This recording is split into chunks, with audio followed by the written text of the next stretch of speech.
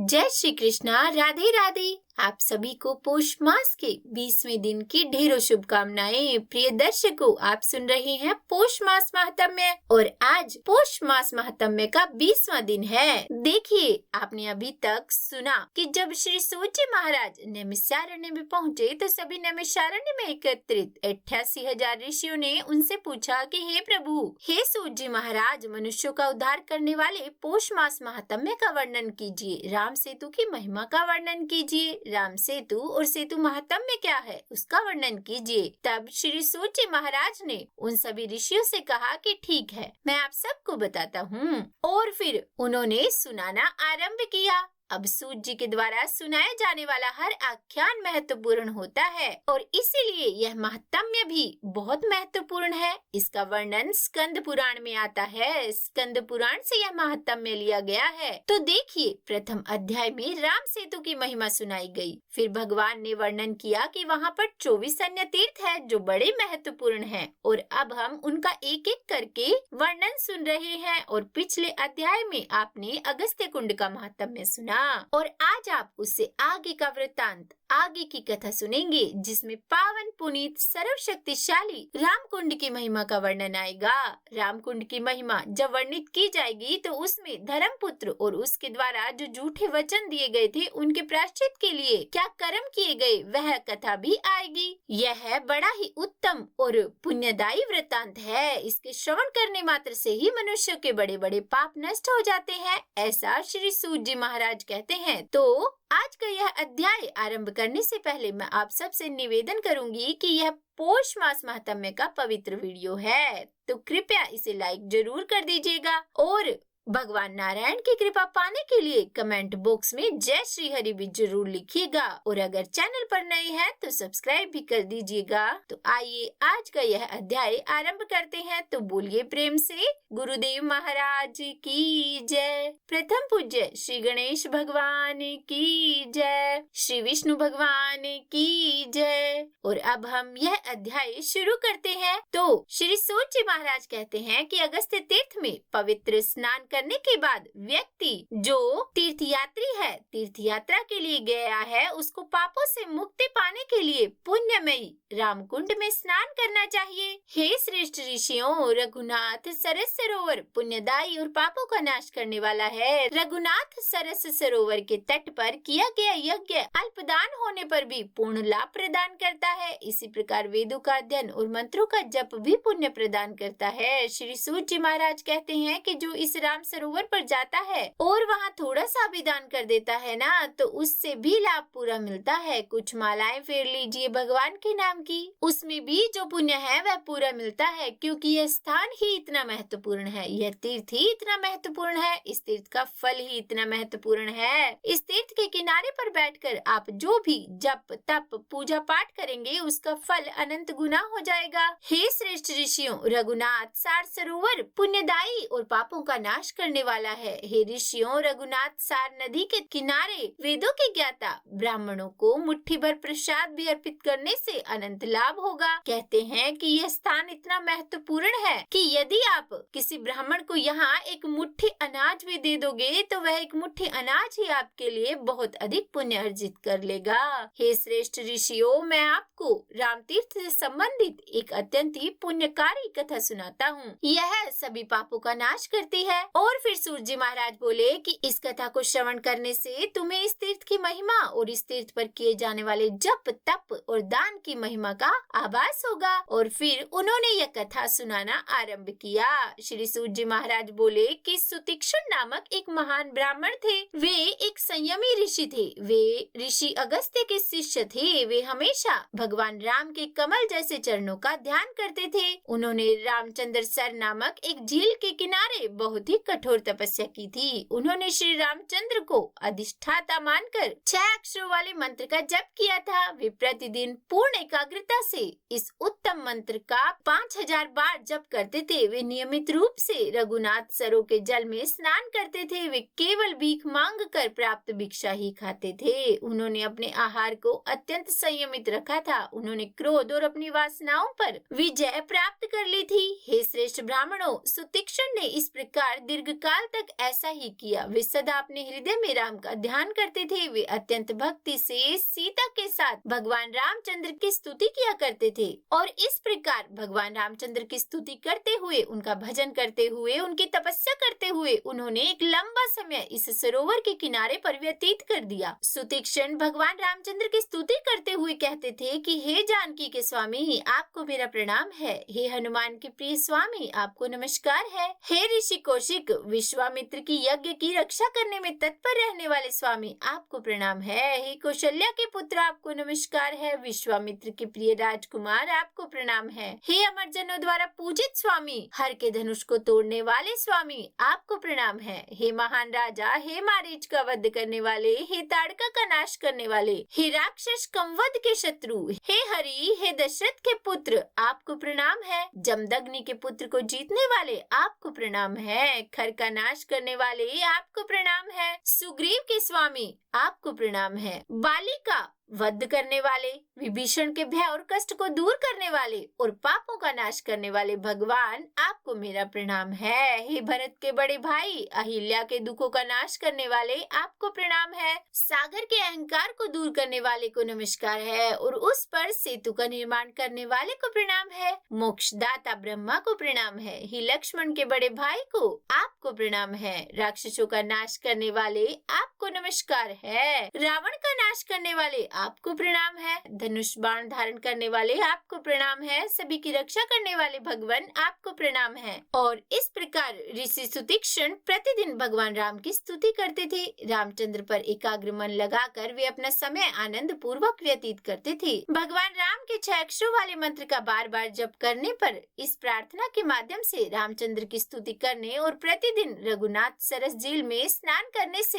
हे धर्मात्मा ऋषियों, रामचंद्र के प्रति उनकी भक्ति स्थिर और अशुद्धियों से मुक्त हो गई। उन्हें आत्मा की एकता से युक्त अद्वैत का पूर्ण ज्ञान था। बिना अध्ययन किए हुए ही उन्हें वेदों का ज्ञान था। वे अनसुनी बातों को भी समझ सकते थे। हे ब्राह्मणों, उनमें दूसरे व्यक्ति के शरीर में प्रवेश करने की क्षमता थी, आकाश में विचरण करने की क्षमता थी, कलाओं में निपुण थे और बिना गुरु के भी वे अनसुने शास्त्रों को समझ सकते थे। वे बिना किसी बाधा के समस्त लोकों में जा सकते थे। वे उन वस्तुओं को देख सकते थे जो इंद्रियों की दृष्टि से परे है। वे देवताओं से संवाद कर सकते थे। हे ब्राह्मणों, उन्हें चींटियों और अन्य जीवों की गतिविधियों का भी ज्ञान था। हे ऋषियों, वे ब्रह्मा, विष्णु और महादेव के लोकों की यात्रा कर सकते थे। वे अपनी इच्छा से 14 लोकों में विचरण करने में सक्षम थे। हे श्रेष्ठ ऋषियों, यह और अन्य सभी कुशल कार्य जो सामान्यतः केवल योगियों से ही जुड़े होते हैं, सुतीक्षण ने राम तीर्थ का सहारा लेकर प्राप्त किए थे। उस तीर्थ में ऐसी शक्ति है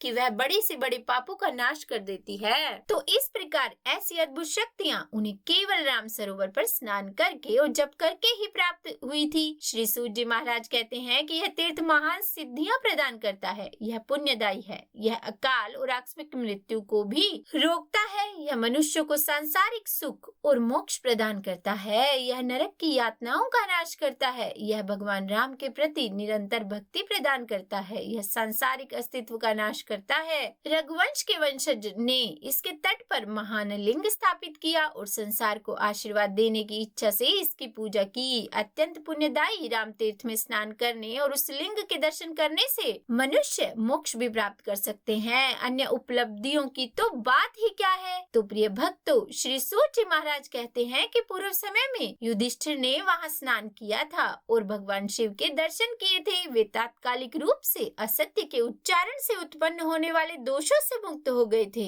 तो जो यह कुंड है, यह आपको मोक्ष तो देता ही है, आधुनिक सुख सुविधाएं भी देता है। अर्थात जो यह स्नान करता है, जो यहाँ भगवान की भक्ति करता है, उसे जब तक यह जीवन है तब तक सभी सुख सुविधाएं प्राप्त होती है और इस जीवन के पर्यंत मोक्ष की प्राप्ति होती है। तब सूत जी महाराज ने इस राम सरोवर की महिमा का वर्णन किया। तो इसे सुनने के बाद ऋषियों ने कहा कि हे सूत जी महाराज, धर्मपुत्र यानी कि युधिष्ठिर जी ने वह झूठ क्यों बोला था, वह क्या झूठ था जिसके कारण उन्होंने उन बुराइयों को दबाने के लिए इस अत्यंत पवित्र राम तीर्थ में स्नान किया। यानी कि जो धर्म पुत्र युधिष्ठिर जी हैं, उन्होंने कौन सा पाप किया था, वह कौन सा झूठ था जिसके कारण उन्हें यहाँ राम तीर्थ में आकर, यहाँ रामकुंड में आकर स्नान करना पड़ा। यह वृत्तांत हम सुनना चाहते हैं, इसीलिए आप हम पर अनुग्रह कीजिए और इसका श्रवण कराइए। तब श्री सूत जी महाराज बोले कि हे ऋषियों, मैं आपको बताऊंगा कि कैसे धर्मपुत्र ने धोखे से झूठ बोला और कैसे वह राम तीर्थ में स्नान करने से नष्ट हो गया। हे श्रेष्ठ ऋषियों, पूर्व समय में धर्मपुत्र सहित पांडु के पुत्रों और दुर्योधन के नेतृत्व में धृतराष्ट्र के पुत्रों के बीच राज्यों को लेकर घोर शत्रुता थी। हे श्रेष्ठ ब्राह्मणों, कहते हैं कि पांडवों और कौरवों के बीच राज्य के कारण बड़ी शत्रुता थी। दुर्योधन कहता था कि मेरा राज्य है, मैं पांडवों को कुछ भी नहीं दूंगा।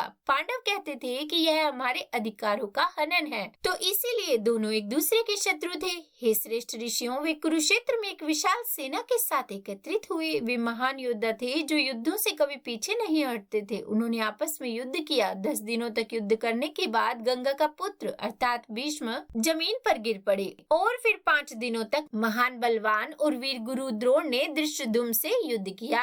अब आप सभी जानते तो होंगे कि धृष्टद्युम्न कौन है। तो धृष्टद्युम्न वो है जिसने प्रतिज्ञा कर रखी थी गुरु द्रोण से प्रतिशोध लेने की, और इसी कारण से धृष्टद्युम्न और द्रोणाचार्य का भीष्म युद्ध 5 दिनों तक चला। अब गुरु द्रोणाचार्य, जो कि कौरव और पांडव दोनों के ही गुरु हैं, अनेकों हथियारों, तीरों, गुप्त शक्तियों और इनको दागते हुए अत्यंत शक्तिशाली द्रोणाचार्य ने पांडवों की सेना को बहुत परेशान किया। जब द्रोणाचार्य युद्ध के मैदान में उतरे तो एक समय ऐसा आया कि उन्होंने पांडवों की एक सेना को एक प्रकार से समेट ही दिया, समाप्त ही कर दिया। ऐसा लग रहा था कि जैसे द्रोणाचार्य अगर उनका कुछ नहीं किया गया, उनको नहीं रोका गया, तो बहुत शीघ्रता से इस युद्ध को समाप्त ही कर देंगे और कौरव जीत जाएंगे। कहते हैं कि दिव्य शस्त्रों के प्रयोग से निपुण वीर धृष्टद्युम्न ने बाणों के बौछारों से द्रोण की सेना को अनेकों तरीकों से परेशान किया। उस समय गुरु द्रोण ने धृष्टद्युम्न पर अनेक बाणों की वर्षा की।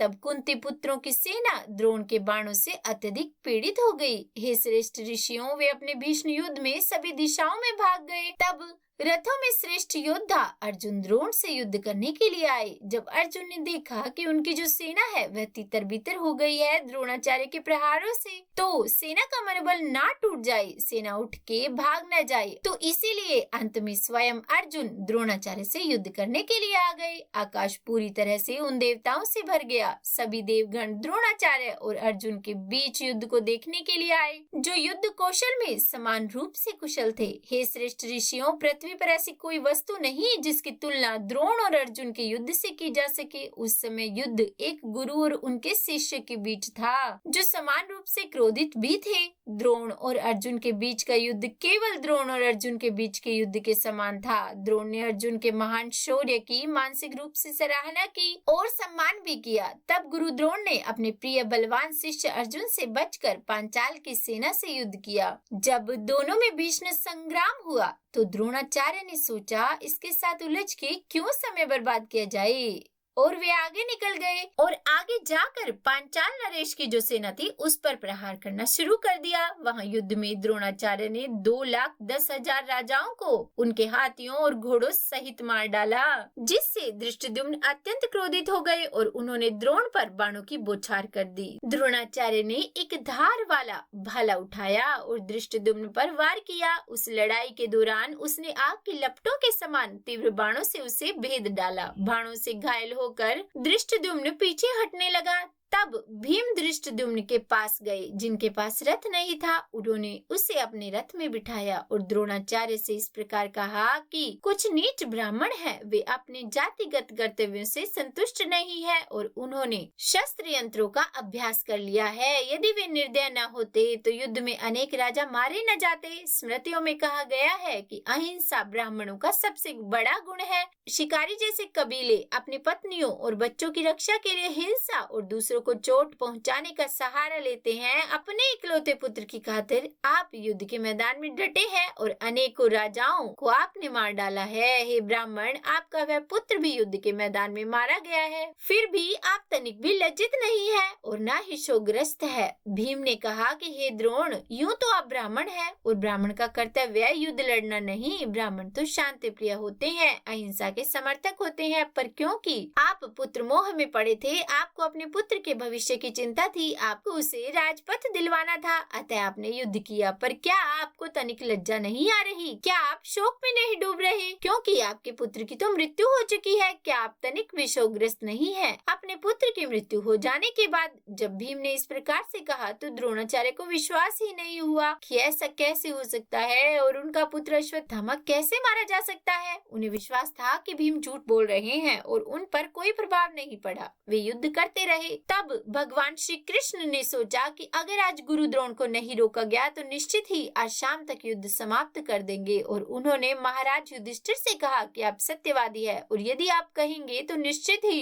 द्रोणाचार्य को शक नहीं होगा, उन्हें यकीन हो जाएगा, विश्वास हो जाएगा कि उनका पुत्र मारा गया है और वे युद्ध छोड़ देंगे। हे युधिष्ठिर, आप जाइए और कहे कि यह सत्य है, आपका पुत्र मारा गया है। तब युधिष्ठिर ने कहा कि हे भगवान, मैं असत्य कैसे कह सकता हूँ? महाराज कृष्ण जैसे सबको समझाते थे वैसे ही युधिष्ठिर को समझाया, उपदेश दिया कि जो युद्ध के और धर्म के समर्थन में है वह असत्य नहीं होता, इससे कोई पाप नहीं लगेगा। और तब महाराज युधिष्ठिर द्रोणाचार्य के समीप गए। तब गुरु द्रोण ने पूछा कि क्या यह जो भीम कह रहे हैं वे सत्य है? तो युधिष्ठिर ने कहा कि अश्वत्थामा हतोहत है। और इतने में ही कृष्ण भगवान ने शंख बजा दिया। हालांकि आगे भी उन्होंने पूरा किया था कि नरह कुंजर अहम न जाना, क्योंकि भगवान श्री कृष्ण ने कहा कि मैं नहीं चाहता कि आपके मुख से कोई झूठ निकले, इसीलिए एक हाथी था वहाँ पर जिसका नाम था अश्वत्थामा। तो भीम ने गदा से उसे मार डाला। अब युधिष्ठिर महाराज ने तो अंत में कह दिया कि नरह कुंजम अहम न जानामि, कि यह मनुष्य है या जानवर ये मैं नहीं जानता, पर ये सही है कि अश्वत्थामा मारा गया।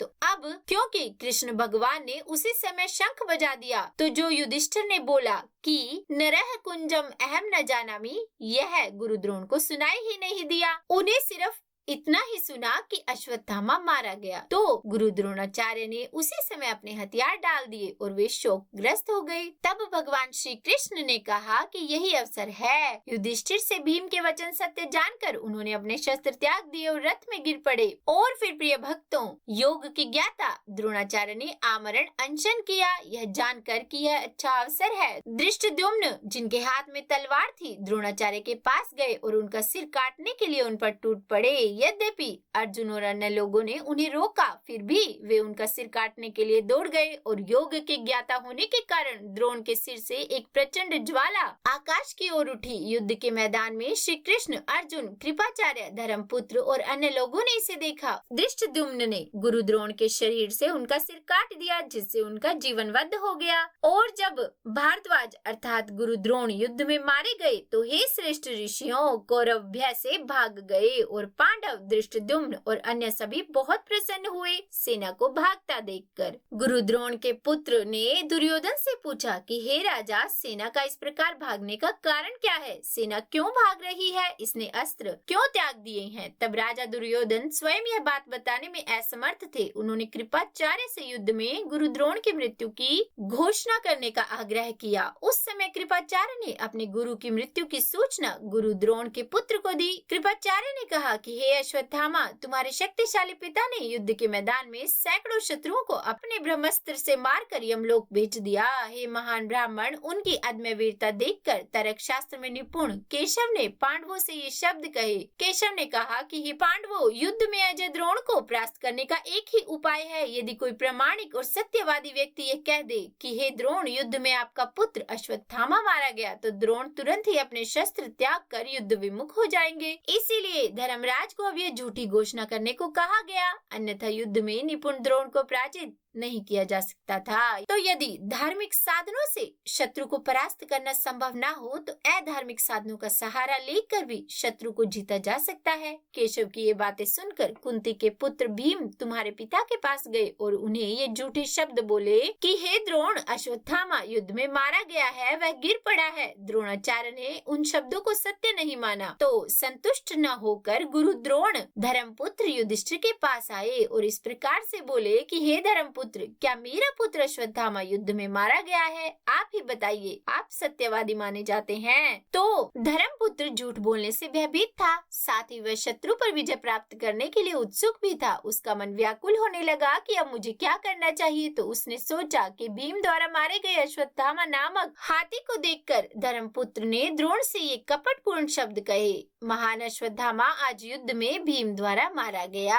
यह सुनकर आपके पिता ने अपने शस्त्र त्याग दिए और वे युद्ध विमुख हो गए। और उसके बाद धर्मपुत्र ने हाथी शब्द का प्रयोग किया था। परंतु हे प्रिय द्रोण के पुत्र, तुम्हारे शक्तिशाली पिता ने फिर कहा कि मैं उस हथियार को दोबारा नहीं उठाऊंगा जिसे मैंने एक बार अलग रख दिया है। अतः उन्होंने फिर शस्त्र नहीं उठाया क्योंकि उन्हें अपना वचन टूटने का भय था। धृष्टद्युम्न को देखकर तुम्हारे पिता ने आमरण उपवास द्वारा अपनी मृत्यु के बारे में सोचा था। वे यौगिक अभ्यासों से भलीभांति परिचित थे। वे रथ में ही रहे और समाधि जैसी अवस्था में लीन हो गए। उन्होंने अपने श्वास को वश में कर लिया और अपनी वाणी पर नियंत्रण रखा और फिर क्षण भर में उनकी प्राणवायु उनके सिर के मुकुट को भेदते हुए निकल गई। हे प्रिय, जब द्रोण उस प्रकार युद्ध के मैदान में मृत हो गए तो धृष्टद्युम्न ने उनके बाल अपने हाथ में पकड़कर अपनी तलवार से उनका सिर काट डाला। कुंती के सभी पुत्रों और अन्य योद्धाओं ने भी उनसे कहा कि वार मत करो, वार मत करो। यद्यपि उन सभी ने उनको रोका, फिर भी उन्होंने तुम्हारे पिता पर इस प्रकार पार्श्व से प्रहार किया। सूत जी महाराज कहते हैं कि हे ऋषियों, अपने पिता के मारे जाने की खबर सुनकर गुरु द्रोण पुत्र बहुत देर तक विलाप करता रहा। वह भयंकर क्रोध से भर उठा और बोला कि शीघ्र ही मैं कुंती के उस पुत्र को मार डालूंगा जिसने मेरे पिता से झूठ बोलकर उन्हें शस्त्र त्यागने पर मजबूर किया था। तो बोलिए विष्णु भगवान